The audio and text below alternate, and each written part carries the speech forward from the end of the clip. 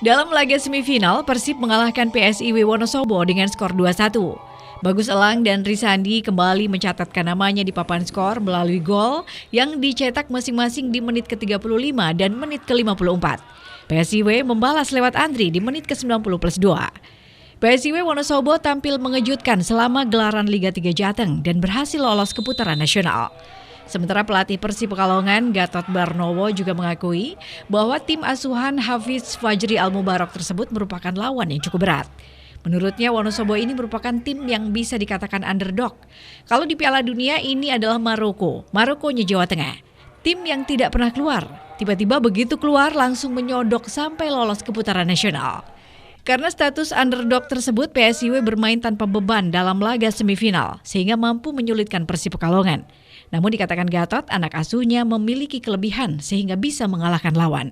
Berat ya Mas ya, berat. Dan ini Wonosobo ini kan tim yang bisa dikatakan underdog.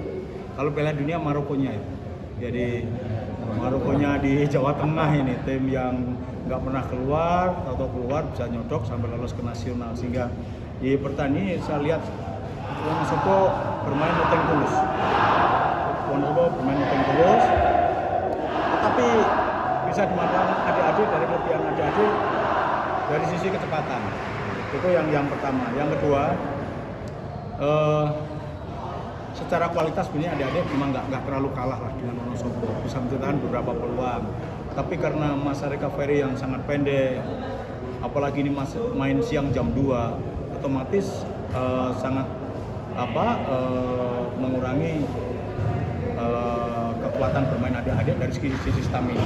Jadi ini saya harus pinter-pinter, apalagi nanti hanya satu hari jeda kita final, dan ini tadi minus 2 pemain inti, PC sama Dimas. Besok kita minus lagi 3. Ini yang harus saya putar agar kekuatan tim ini masih tetap balance. Tapi saya tetap optimis di final nanti harus bagaimana caranya kita tetap harus raih yang terbaik. Gitu. Perlu apakah ada evaluasi ke depan? Jelas. Untuk nasional kalau hanya mengandalkan kemampuan tim ini berat kita. Ya, mungkin di fase grup awal oke. Tapi di fase grup kedua ibarat bensin 30 kilo nggak nyampe. Sehingga ini nanti tentunya kami harus berbicara dengan manajer untuk melakukan evaluasi bersama. Jelas kita harus nambah pemain. Jelas, itu satu. Yang kedua, di nasional persiapan kita harus lebih matang, apalagi masih ada 1 bulan jeda, dan ini bisa kita manfaatkan secara maksimal lah nanti di persiapan nasional. Insya Allah lah, mudah-mudahan dengan persiapan yang baik kita bisa tembus ke Liga 2 lagi. Di nasional ada pemain yang sudah diincar? Sudah. Jadi saya tadi udah bicara dengan manajer secara tidak langsung, kita memang sudah melakukan komunikasi. Paling enggak 4 pemain tambahan itu harus. Kalau enggak, ini kita minta, ini aja kan cadangan hanya berapa itu? Harusnya hanya 5 ya. Besok kita main di Semarang itu minus PJ, minus Al Ahmad, minus Ilham Rosid. Habis kita. Recovery hanya 1 hari. Makanya saya harus pinter-pinter ini, harus pinter-pinter untuk merotasi pemain agar kekuatannya itu masih balance, seimbang gitu. Di posisi apa tuh yang diincar pemain?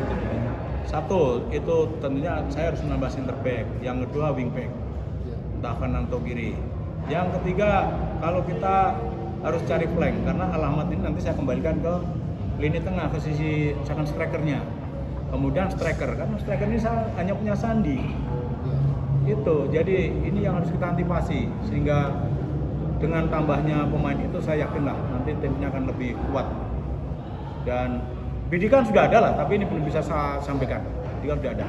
Kuota pemain nasional sendiri berapa terus? Kuota pemain nasional itu kan sebenarnya yang bisa didaftar itu hanya 3. Tapi kita punya 4. Tapi juga kita lihat ini nanti pemain nasional semuanya saya evaluasi. Kalau memang itu tidak bisa memberikan dampak positif mengangkat performa tim ya tentunya kita harus legowo kan gitu. Iya.